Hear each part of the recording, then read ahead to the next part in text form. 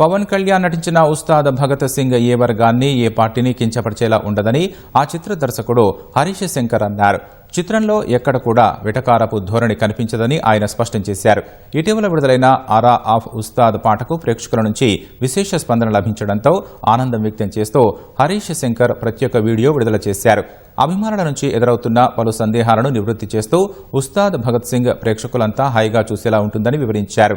సినిమాలను రాజకీయాలను వేరువేరుగా చూడాలన్నారు.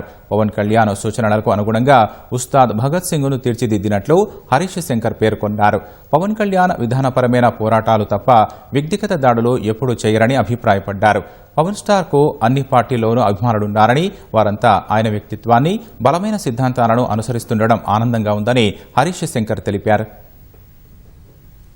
Thank you so much for the tremendous response for our of Ustaad. ఈ పాట పవన్ కళ్యాణ్ గారి వ్యక్తిత్వానికి, కొంచెం పర్సనల్ యాటిట్యూడ్ కి దగ్గరగా ఉండడంతో కొంతమంది కొన్ని ఇంట్రెస్టింగ్ కన్సర్న్స్ రేస్ చేశారు. సో వాళ్ళ డౌట్ ఏంటంటే, అన్న సినిమాలో పొలిటికల్ డైలాగ్స్ ఉంటాయా?